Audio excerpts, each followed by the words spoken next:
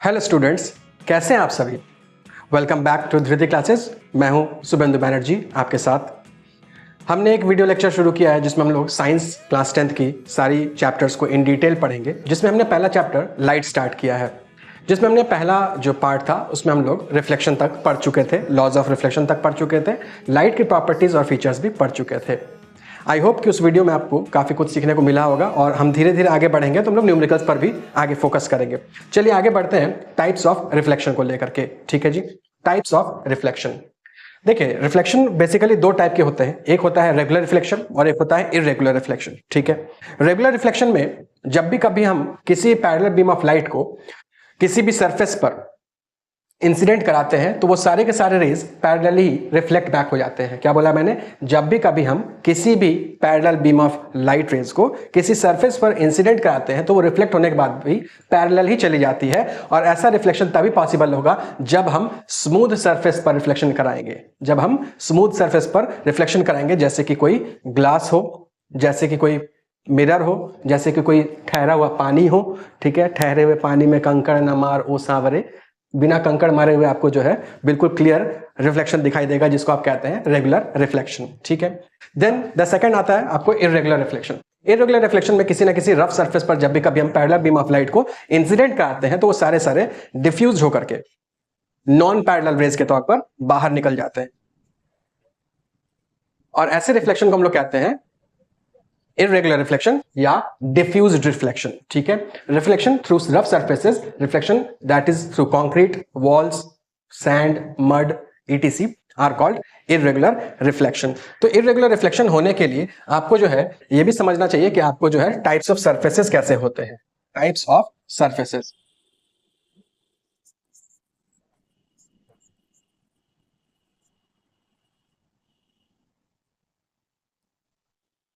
Types of surfaces दो होंगे, एक होगा स्मूथ सरफेस, स्मूथ सरफेस, और दूसरा होगा रफ सरफेस। स्मूथ सरफेस और rough surface. Alright, smooth surface और रफ सरफेस। ठीक है, स्मूथ सरफेस और रफ सरफेस। अब क्या होता है स्मूथ सरफेस और रफ सरफेस, वो देख लेते हैं। स्मूथ सरफेस की जब हम बात करते हैं, स्मूथ सरफेस की जब हम बात करते हैं तो स्मूथ सरफेस का बेसिकली मतलब होता है कि जब भी कभी किसी भी सरफेस पर बम्प्स एंड होल्स, गड्ढे ना हो, उबड़ खाबड़ ना हो, और उस पर जब भी कोई लाइट रे फॉल हो तो पैरेलल ही रिफ्लेक्ट बैक कर जाए, तो उसे हम लोग स्मूथ सरफेस का नाम देते हैं। उसे हम स्मूथ सरफेस का नाम देते हैं। Those surfaces that do not contain bumps and holes and reflects back the parallel beam of light in parallel form are called smooth surfaces. For example, mirror, ठीक है, finished tiles, ठीक है, steel utensils etc, जिसमें bumps and holes ना हो और किसी parallel beam of light को वो पैरेलल ही रिफ्लेक्ट बैक कर दे, वो कहलाता है आपको स्मूथ सरफेस। दूसरा दूसरा आता है हमारे पास दूसरा आता है हमारे पास रफ सरफेस। दूसरा आता है रफ सरफेस। ठीक है जी, ठीक, ऑब्वियसली इसका उल्टा हो जाएगा रफ सरफेस। ठीक, इसका उल्टा हो जाएगा क्योंकि रफ सरफेसेस ठीक स्मूथ सरफेस का उल्टा हो जाएगा क्योंकि इनमें बम्प्स एंड होल्स होंगे। और रफ सरफेस कभी भी रेगुलर रिफ्लेक्शन नहीं शो करेगा। पैरेलल बीम ऑफ लाइट गिरेगी तो जरूर, लेकिन वो रिफ्लेक्ट बैक होगी डिफ्यूज होकर के। ठीक है, अनपैरेलल बीम ऑफ लाइट में। तो रफ सरफेसेस के बारे में लोग क्या लिखेंगे? दो surfaces that contain bumps and holes and which reflect the parallel beam of light in unparalleled direction are called rough surfaces are called rough surfaces। जैसे किसी प्रकार का आपको जो है कंक्रीट सरफेस हो, ठीक है, या किसी प्रकार का वॉल हो, ईटीसी, ठीक है।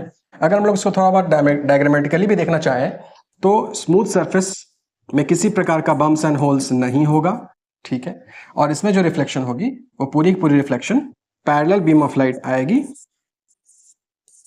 पैरेलल बीम ऑफ लाइट आएगी और पैरेलल ही रिफ्लेक्ट बैक भी कर जाएगी, पैरेलल ही रिफ्लेक्ट बैक कर जाएगी। जबकि दूसरी तरफ अगर हम बात करें रफ सरफेसेस की तो इसमें पैरेलल बीम ऑफ लाइट तो आएगी, लेकिन जब ये रिफ्लेक्ट बैक कर रही होगी तो ये डिफ्यूज मूवमेंट कर देगी, ठीक है। इसीलिए हम लोग इसको स्मूथ सरफेस में काउंट करते हैं, ठीक है, और इसको हम लोग रफ सरफेस में काउंट, ठीक है। और एक बात कि जब हम लोग रिफ्लेक्शन के बारे में बता रहे थे तो रिफ्लेक्शन में हम लोग इस स्मूथ रिफ्लेक्शन की स्मूथ सरफेस की वजह से हमारे पास किस तरह का रिफ्लेक्शन शो होगा, रेगुलर रिफ्लेक्शन शो होगा। किस तरह का रिफ्लेक्शन, रेगुलर रिफ्लेक्शन शो होगा।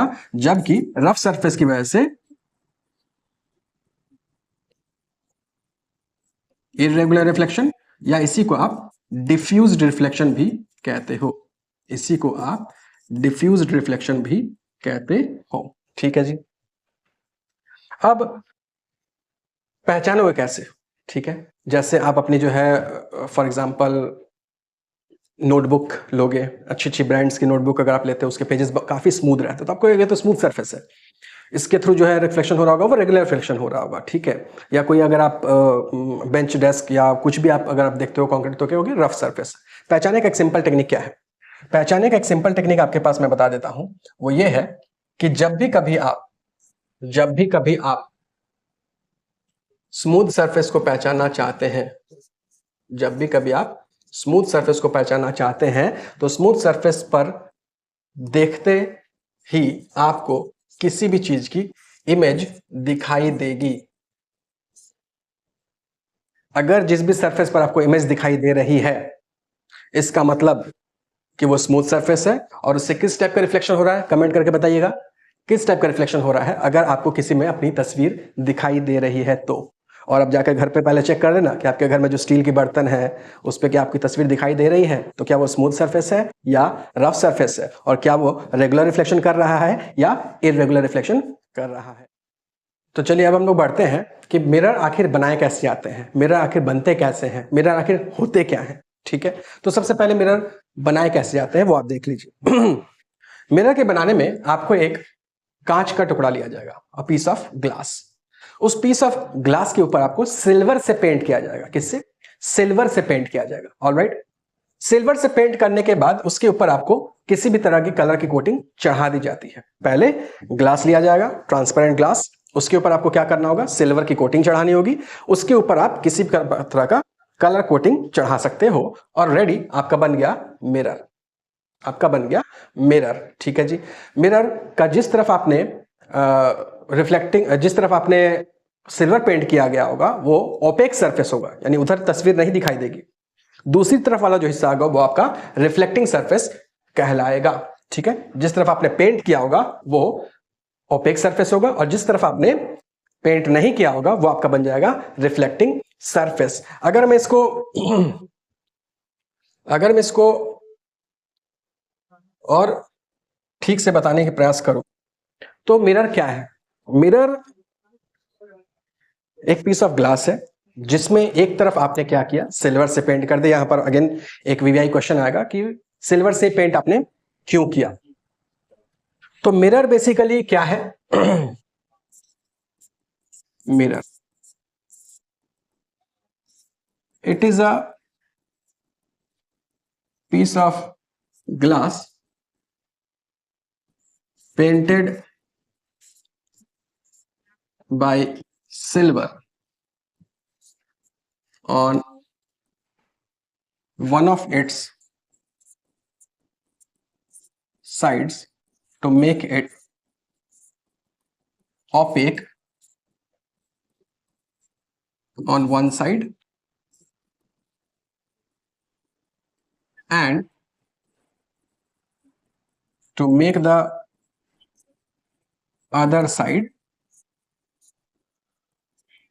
reflecting surface. रिफ्लेक्टिंग सरफेस, जब हम बात कर रहे हैं रिफ्लेक्टिंग सरफेस की, तो यहां पर एक और चीज आपको ध्यान देना होगा, क्या कि मिरर जो है वो किस टाइप का सरफेस क्रिएट कर रहा है? मिरर जो है वो स्मूथ सरफेस क्रिएट कर रहा है, और मिरर जब स्मूथ सरफेस क्रिएट कर रहा है तो ये किस टाइप का रिफ्लेक्शन शो कर रहा होगा? रेगुलर रिफ्लेक्शन शो कर रहा होगा। और रेगुलर रिफ्लेक्शन शो करते हैं या स्मूथ सरफेस होते हैं तो आपको तो पता ही उसमें इमेज बनते हैं, और वो भी नहीं पता है तो आपको ये तो पता है कि मिरर में इमेजेस फॉर्म होते हैं। ठीक है, डायग्रामेटिकली अगर हम लोग रिप्रेजेंट करते हैं इसको, डायग्रामेटिकली फिजिक्स में, तो डायग्रामेटिकली हम लोग एक स्ट्रेट लाइन से रिप्रेजेंट करते हैं।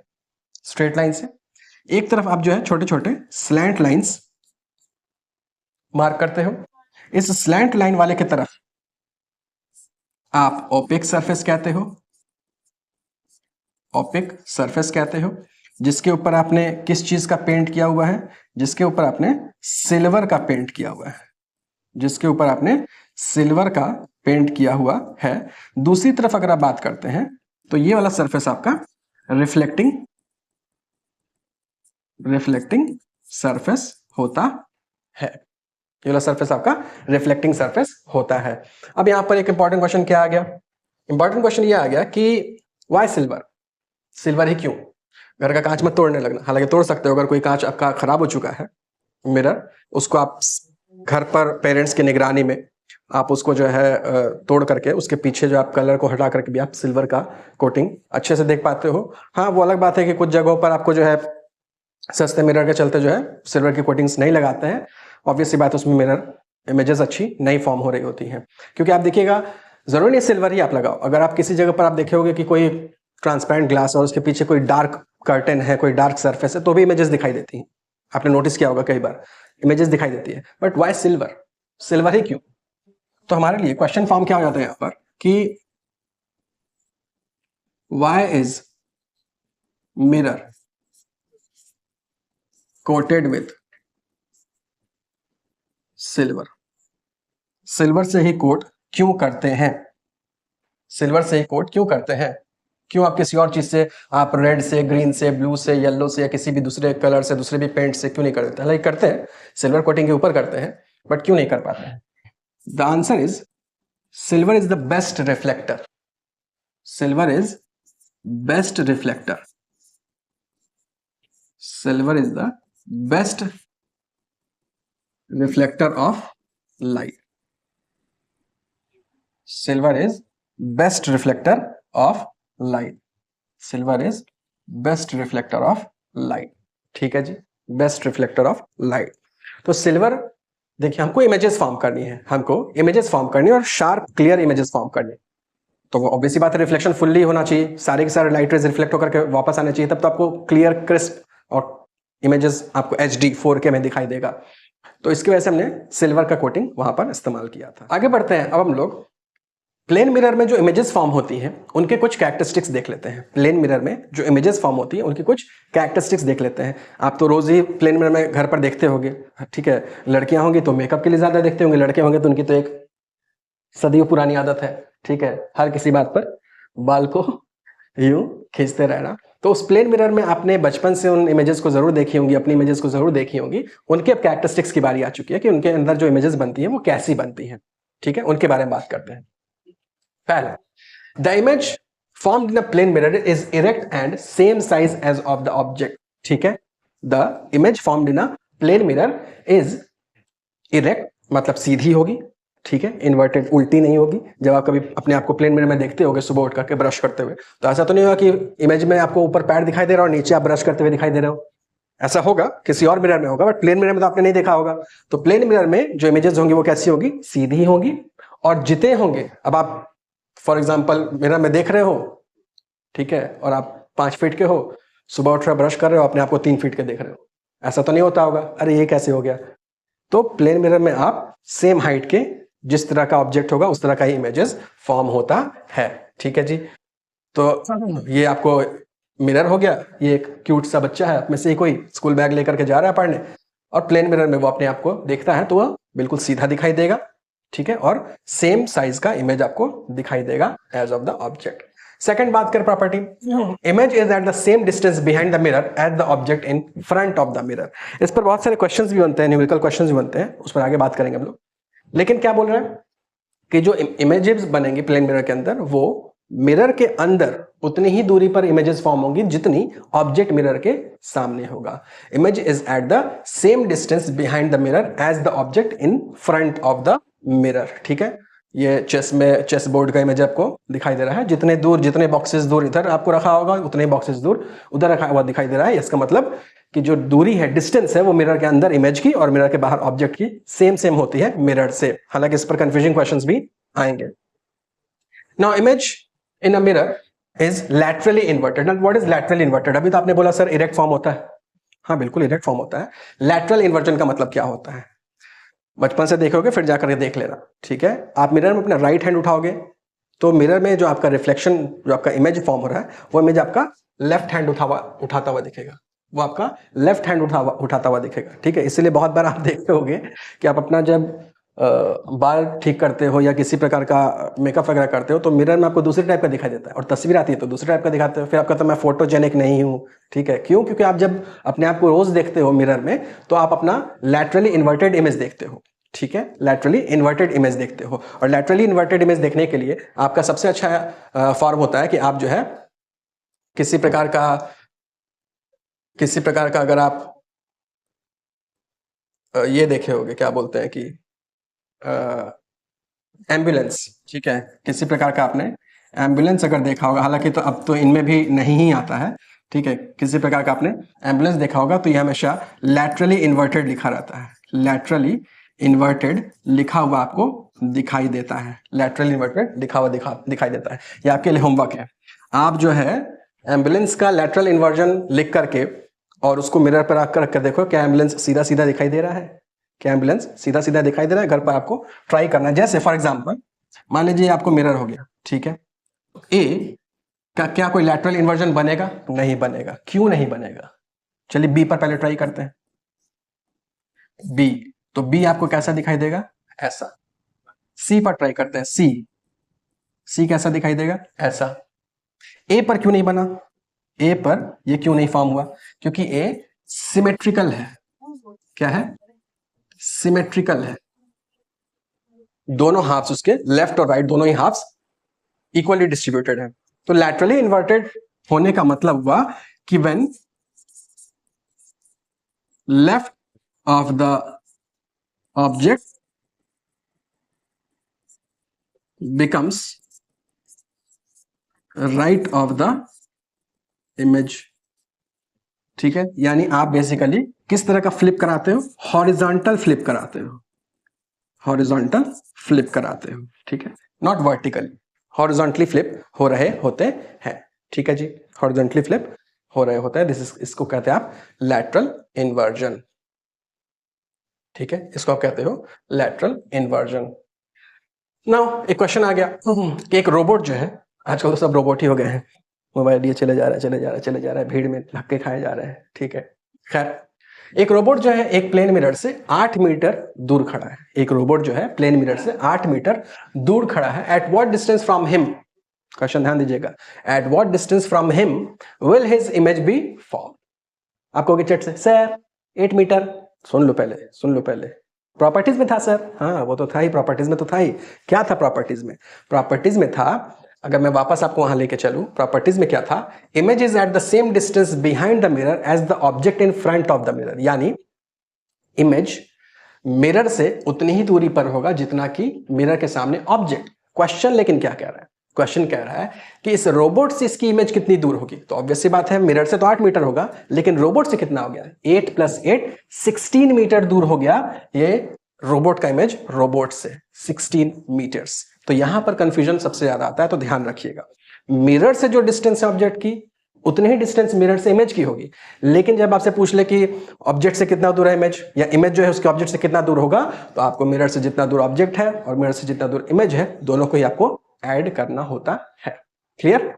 क्लियर? आगे बढ़ते हैं। क्लियर है तो यहां पर एक लाइक कर दो जल्द से जल्द, और सब्सक्राइब भी जरूर कर दीजिएगा। अपने स्टूडेंट्स फ्रेंड के साथ, अपने फ्रेंड्स के साथ इसको अपने फ्रेंड्स के साथ इस वीडियो को शेयर भी कीजिएगा, और एक लाइक तो बनता है यहाँ पर, ठीक है, ये क्लियर करने के लिए। चलिए आगे बढ़ते हैं। इसी पर आगे क्वेश्चन क्या आता है, इसी पर आगे क्वेश्चन क्या आता है कि अगर वो 2 मीटर बढ़ता है मिरर की तरफ, 2 मीटर बढ़ता है मिरर की तरफ, तो at what distance will his image be form. तो फिर उसका इमेज कहां फॉर्म होगा। क्वेश्चन क्या है कि अगर वो अब 2 मीटर बढ़ गया, पहले कितने दूर था, 8 मीटर दूर था, अब 2 मीटर और बढ़ गया मिरर की तरफ, तो उसका इमेज कहां फॉर्म होगा। 2 मीटर दूर नजदीक आ गया मिरर के, पहले था 8 मीटर, अब कितना हो गया 6 मीटर, तो इमेज भी तो आगे बढ़ेगा। प्रॉपर्टीज अगेन, जितना दूर मिरर के सामने ऑब्जेक्ट, उतना ही दूर मिरर के अंदर इमेज। तो अगर ये 2 मीटर आगे बढ़ा है, यानी 8 मीटर से 6 मीटर हुआ है, तो ये भी तो 8 मीटर से 6 मीटर होगा, ये भी तो 6 मीटर होगा। लेकिन यहां ध्यान रखिएगा, यहां उस ऑब्जेक्ट से नहीं पूछा है, सिर्फ पूछा है कि मिरर कितने दूर पर फॉर्म होगा। ठीक है, कितने दूर पर फॉर्म होगा। तो ये आपको, तो यहां पर ऑब्जेक्ट इमेज भी 6 मीटर दूर बन गया। तो अब जो है रोबोट से कितना दूर इमेज फॉर्म हो गया, अगेन 6 मीटर और 6 मीटर, 12 मीटर दूर रोबोट से उसका इमेज फॉर्म हो गया। अब इसी पर एक और क्वेश्चन आपको यहां पर बन सकता है, एक और क्वेश्चन आपको बन सकता है, जो क्वेश्चन मैं आपको अभी देता हूं और आप बना करके मुझे बताओगे। ठीक है, कमेंट करके मुझे बताओगे आप। ऑलराइट, इसको मैं अगले वीडियो में आपको सॉल्व करके बताऊंगा। क्या हो जाएगा भैया, क्वेश्चन हो जाएगा कि अगर वही robot moves towards its image या mirror at a speed of 2 metre per second, 2 metre per second, by what speed be its image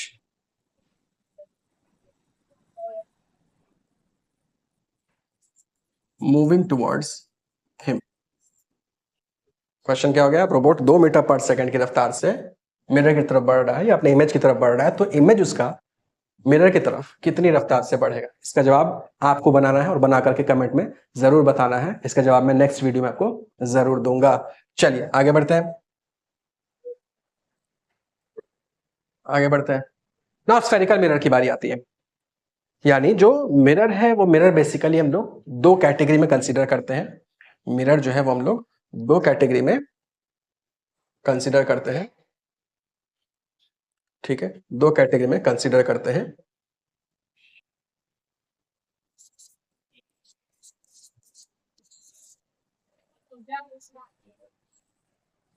एक हो गया आपको प्लेन मिरर, जिसके बारे में अभी भी बात की हमने, और दूसरा हो गया spherical mirror. Spherical mirror again 2 हिस्से में डिवाइड हो जाता है। एक होता है कॉनकेव मिरर और दूसरा होता है कॉन्वेक्स मिरर। ठीक है, स्फेरिकल मिरर, नाम में आपको स्फेयर आ रहा है, स्फेयर, और मिरर बनता है किससे, ग्लास में एक तरफ पेंट करके। ठीक है, तो जब स्फेरिकल मिरर होगा तो ऑब्वियस सी बात है वो किस तरह के ग्लास से बना होगा, स्फेरिकल ग्लास से बना होगा। किस तरह ग्लास से बना होगा, स्फेरिकल ग्लास से बना होगा। ठीक है, अब यहां पर एक और कमेंट करके आप जरूर बताइएगा कि आखिर स्फेरिकल ग्लास बनता कैसे होगा, स्फेरिकल ग्लास कैसे बन जाता होगा, पूरी चारों तरफ से बंद कैसे बनता होगा, ये आप कमेंट करके जरूर बताइएगा। तो जब हम लोग बात करते हैं स्फेरिकल लेंस के बारे में, स्फेरिकल मिरर के बारे में, तो जैसा कि मैंने बताया कि कॉन्वेक्स मिरर और कॉनकेव मिरर 2 टाइप के होंगे। अब मान लीजिए एक स्फेयर हो गया, उस स्फेयर के अगर हम लोग बाहर वाले साइड में पेंट कर दिए, उस स्फेयर के आधे हिस्से को बाहर के साइड में हमने पेंट कर दिया और अंदर की तरफ रिफ्लेक्टिंग सरफेस बन गया, तो वो कहलाएगा कॉनकेव। और अगर ठीक इसका उल्टा, अगर हमने अंदर की तरफ पेंट कर दिया और बाहर की तरफ रिफ्लेक्टिंग सरफेस है, तो वो कहलाएगा कॉन्वेक्स मिरर। ठीक है, एक बार फिर से देख लेते हैं। ये एक स्फेरिकल ग्लास हो गया, ट्रांसपेरेंट ग्लास हो गया।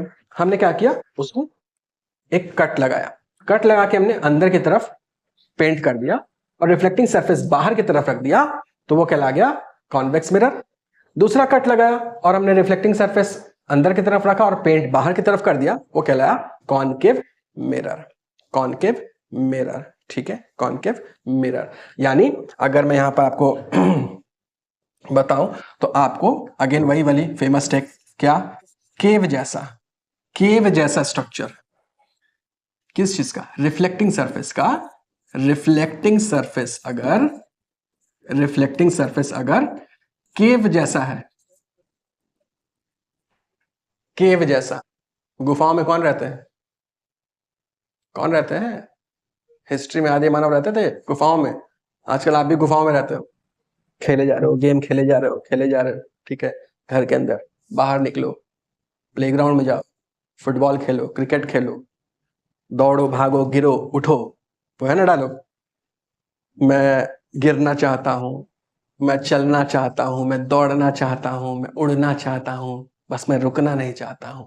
तो दौड़ भाई, दौड़, फिजिकल फिटनेस भी जरूरी है, फील्ड में जाकर के दौड़ ले, ठीक है, घर के अंदर बैठा रह रहा है सिर्फ, वही केव।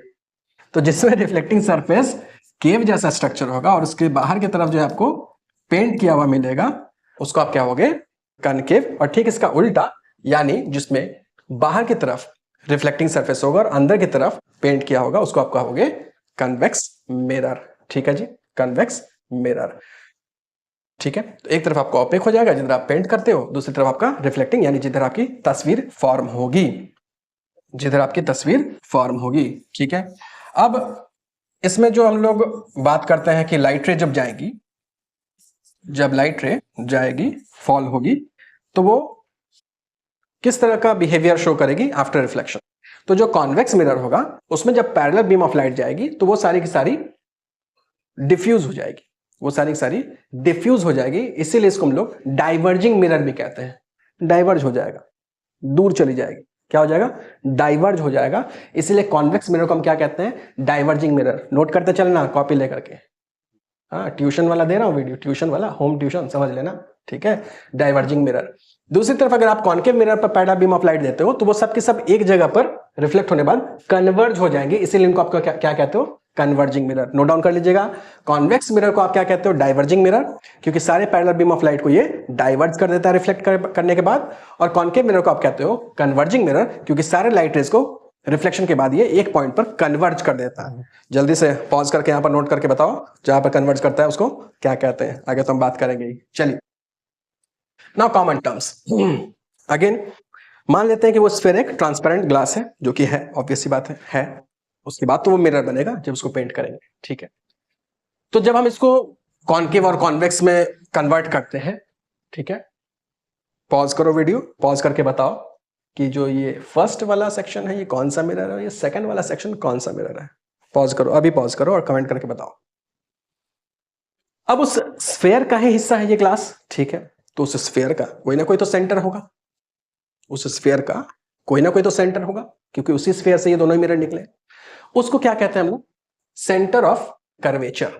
क्या कहते हैं, सेंटर ऑफ कर्वेचर, यानी उस स्फेरिकल मिरर, स्फेरिकल ग्लास जिससे दो स्फेरिकल मिरर्स, कॉन्केव मिरर और कॉन्वेक्स मिरर बने हैं, उनका जो सेंटर होगा उसी को आप क्या कहोगे, सेंटर ऑफ कर्वेचर। यानी the centre of curvature of a mirror is the centre of the sphere of which the mirror is a part. बात करते हैं दूसरी तरफ कि जो आपने मिरर फॉर्म कर लिया उस स्फीयर से अलग करके, उस मिरर का ज्योग्रामेटिकली जो सेंटर पॉइंट होगा उसको आप कहते हो पोल। क्या कहते हो, pole. The geometric centre of the spherical surface of the mirror is called the pole of the mirror. Then आता है principal axis. Principal axis, not from your school, that's LE, it's principal, that's main, मुख्य। वो आपको क्या होगा, centre of curvature और पोल को मिलाने वाली लाइन, सेंटर ऑफ कर्वेचर और पोल को मिलाने वाली लाइन को आप कहते हो principal axis, many times denoted as PC, P for pole, C for center of curvature. Now we have radius of curvature. Now what is radius of curvature? The distance between the pole and the center of curvature is called radius of curvature. याद करके देखो, sphere में जो centre से आप circumference तक line भेजते थे वो क्या होता है? रेडियस ही तो होता, रेडियस ही तो होता। अब वही मिरर के फॉर्म में उसी स्फेरिकल ग्लास से निकला हुआ है, तो इसको भी आप क्या कहोगे? Radius of curvature, and it is denoted as R. Now principal focus, concave mirror में कुछ अलग तरीके से फोकस होगा और कॉन्वेक्स मिरर में कुछ अलग तरह से फोकस होगा। सर आप तो कहे थे कि कनकेव मिरर में सिर्फ कन्वर्ज कर रहा है एक पॉइंट पर, कॉन्वेक्स मिरर में तो डाइवर्ज कर रहा है, तो वहां कैसे फोकस हो जाएगा? बता तो रहा हूं, वही तो बता रहा हूं, सुन तो ले, आगे तो बढ़ने दे। कॉन्केव मिरर में जब आप पैरेलल बीम ऑफ लाइट को, कॉन्केव मिरर में जब आप पैरेलल बीम ऑफ लाइट को या any kind of parallel raise आनी चाहिए, जरूर नहीं है प्रिंसिपल एक्सिस के parallel, parallel beam of light आती है, तो वो रिफ्लेक्ट होने के बाद जिस पॉइंट पर सारी की सारी रेज कन्वर्ज हो जाती है उसी पॉइंट को आप कहते हो फोकस। क्या कहा मैंने? कनकेव मिरर के केस में जब भी कोई पैरेलल बीम ऑफ लाइट आती है, वो रिफ्लेक्ट करने के बाद जिस एक पॉइंट पर कन्वर्ज हो जाती है उसी पॉइंट को आप क्या कहते हो? Principal focus. A concave mirror, the reflected rays meet at a point F on the principal axis. This point is called the focus of concave mirror. Convex mirror में क्या बताया था हमने कि जब भी कोई रे आएगी तो वो डाइवर्ज हो जाएगी, डाइवर्ज तो हो जाएगी, लेकिन अगर मैं उस डाइवर्जिंग रेज को पीछे एक इमेजिनरी लाइन से मीट कराऊंगा तो ऐसा लगेगा कि वो किसी एक पॉइंट से ही डाइवर्ज होकर के निकल रही है। लेट्स सी, अगर ये कॉन्वेक्स मिरर है, ये भी याद रखिएगा, कॉन्वेक्स मिरर का कर्वेचर अंदर की तरफ मुड़ा होता है, तो इसमें जो प्रिंसिपल एक्सिस होगा, जो सेंटर ऑफ कर्वेचर होगा, जो पोल होगा, वो अंदर की तरफ होगा, हम बाहर की तरफ से एक्सटेंड करते हैं ऑब्जेक्ट को रिप्रेजेंट करने के लिए, ठीक है। तो इसमें जब पैरेलल बीम ऑफ लाइट देंगे तो ऑब्वियसली बात डाइवर्ज हो जाएगी, नो डाउट, लेकिन उन डाइवर्जिंग रेज को अगर हम इमेजिनरी लाइन से मीट कराते हैं तो ऐसा लगेगा कि एक ही पॉइंट से वो डाइवर्ज होकर के बाहर की तरफ निकल रही है, और वही पॉइंट कहलाएगा focus of the convex mirror, focus of the convex mirror, ठीक है जी। A convex mirror the reflected rays do not meet at any point, but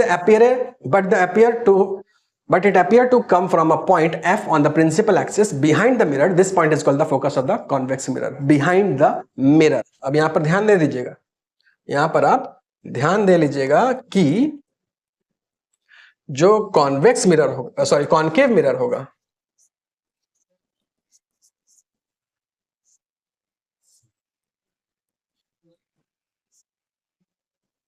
उसमें सेंटर ऑफ कर्वेचर, फोकस, ये सब इन फ्रंट ऑफ द मिरर होगा, यानी focus, centre of curvature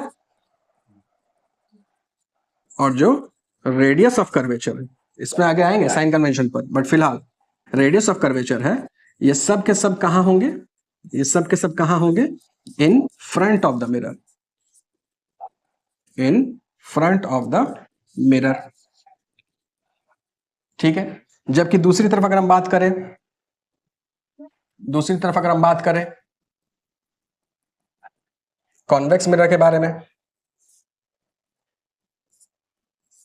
convex mirror के बारे में, ठीक है, तो यहां पर जो फोकस, सेंटर ऑफ कर्वेचर और जो रेडियस ऑफ कर्वेचर है, रेडियस ऑफ कर्वेचर है, ये के सब कहां होंगे? इनसाइड द मिरर, या जिसको आप बिहाइंड द मिरर भी कहोगे, बिहाइंड द मिरर। ये दोनों बात ध्यान रखो, यानी जो कॉन्केव मिरर है उसका प्रिंसिपल फोकस मिरर के सामने होगा, और जो कॉन्वेक्स मिरर है उसका प्रिंसिपल फोकस मिरर के अंदर होगा, बिहाइंड द मिरर होगा। चलिए आगे बढ़ते हैं जी भैया, ठीक है। Now the focal length, obviously बात है, वर्ड फोकस से फोकल, ठीक है, वर्ड फोकस से फोकल, लेकिन कहां? तो जो फोकस है वहां से लेकर के पोल के बीच में डिस्टेंस, फोकस और पोल के बीच में डिस्टेंस को आप क्या कहते हो? फोकल लेंथ, और इसको आप रिप्रेजेंट करते हो स्मॉल f से। क्या बोला मैंने? फोकल लेंथ जो है वो फोकस और पोल के बीच में, फोकस और पोल के बीच में जो डिस्टेंस है उसको आप कहते हो फोकल लेंथ, और उसको रिप्रेजेंट करते हो स्मॉल f से। ठीक है, उसको रिप्रेजेंट करते हो आप स्मॉल f से। तो फोकस और पोल के बीच में जो डिस्टेंस होगी उसी को आप क्या कहोगे? Focal length. तो वो कन्वेक्स मिरर के केस में focal length behind the mirror होगा, कॉन्केव मिरर के केस में वो फ्रंट ऑफ द मिरर होगा फोकल लेंथ। ठीक है जी। और यहां पर रेडियस ऑफ कर्वेचर जो होगा, यानी सेंटर ऑफ कर्वेचर से लेकर के पोल के बीच का जो डिस्टेंस है जिसको आप रेडियस ऑफ कर्वेचर कह रहे थे, ठीक उसका आधा होता है फोकस। ठीक उसका आधा होता है फोकस। फिर से, फोकस जो है वो रेडियस ऑफ कर्वेचर का क्या होता है? आधा होता है। फिर से, फोकस जो है वो रेडियस ऑफ कर्वेचर का आधा होता है, और इसके लिए फॉर्मूला क्या हो जाएगा? Simple, F is to R by two. F is to R by two. चलिए कुछ क्वेश्चंस देखते हैं इसके ऊपर। Now find the focal length of convex mirror whose radius of curvature is 32 centimetre. Very very easy question, very easy question. Pause करके comment कर दो भैया कितना हो जाएगा, ये तो बता सकते हो, बहुत ही इजी। फोकल लेंथ कितना होगा कन्वेक्स मिरर का अगर उसका रेडियस ऑफ कर्वेचर 32 सेंटीमीटर है? तो हम जानते हैं कि फोकल लेंथ का फॉर्मूला क्या होता है? R by to. Radius of curvature हमको दे करके रखा है कितना? 32, और उसको डिवाइड करेंगे तो 16 सेंटीमीटर हो जाएगा फोकल लेंथ कॉन्वेक्स मिरर का। आगे बढ़ते हैं, एक और क्वेश्चन इस पर देख लेते हैं। Focal length of spherical mirror, कौन सा हमें नहीं पता, 20 सेंटीमीटर। किसी एक स्फेरिकल मिरर का फोकल लेंथ 20 सेंटीमीटर, उसका रेडियस ऑफ कर्वेचर कितना होगा? सो F इज टू क्या होगा? F is to R by two. तो R इज टू क्या हो जाएगा? 2 इंटू F हो जाएगा। बताओ, कमेंट करके बता दो जवाब। सो हमारे पास फोकल लेंथ दिया हुआ 20 centimetre, radius of curvature find out करना है, F is to R by two होता है। तो जब हम लोग R इज टू करेंगे तो 2 into F, 2 into 20 that is 40 centimetre हो जाएगा आपका रेडियस ऑफ कर्वेचर। कौन सा मिरर है हमें नहीं पता, आगे पता चल जाएगा, हालांकि जब हम साइन कन्वेंशन यूज करेंगे धीरे धीरे तो हो जाएगा। तो अब धीरे धीरे आपको इन डेप्थ में हम लोग बढ़ रहे हैं। ठीक है, तो आज हम लोग इस सेशन को यहीं तक एंड करते हैं। आज हमने क्या क्या देख लिया? आज हमने देख लिया मिरर क्या होता है, आज हमने क्या क्या देख लिया? आज हमने देख लिया रिफ्लेक्शन के टाइप्स, जिसमें हमने देखा regular reflection, irregular reflection, types of surface, जिसमें हमने देखा स्मूथ सरफेस, रफ सरफेस। फिर हमने देखा कि कैसे आप पता लगाओगे स्मूथ सरफेस क्या है, कैसे आप पता लगाओगे रफ सरफेस क्या है। उसके बाद हमने क्या देखा? उसके बाद हमने देखा कि जो मिरर है वो क्या होता है, कैसे बनता है, सिल्वर का पेंट क्यों लगाते हैं, ये हमने देख लिया। प्लेन मिरर में इमेजेस जो बनती हैं उनके कैरेक्टरिस्टिक्स भी हमने देख लिए कि प्लेन मिरर में कैसे इमेजेस बनते हैं। लैटरल इन्वर्जन क्या होता है वो भी हमने देख लिया। स्फेरिकल मिरर क्या होता है वो भी हमने देखा। स्फेरिकल मिरर कैसे बनते हैं वो भी देख लिया। स्फेरिकल मिरर के दोनों टाइप्स देख लिए, कॉनकेव मिरर, कन्वेक्स मिरर। उनके इंपॉर्टेंट पॉइंट्स में हमने आपको जो है पोल देख लिया, सेंटर ऑफ कर्वेचर देख लिया, रेडियस ऑफ कर्वेचर देख लिया, प्रिंसिपल फोकस देख लिया कनकेव मिरर का भी, कॉन्वेक्स मिरर का भी। ठीक है, फोकल लेंथ देख लिया। ठीक है, और उसके ऊपर हमने क्वेश्चन बना भी लिया, जिस पर हमने फॉर्मूला क्या यूज किया, F is to R by two, यानी जो फोकल लेंथ है वो रेडियस ऑफ कर्वेचर का क्या होता है? आधा होता है।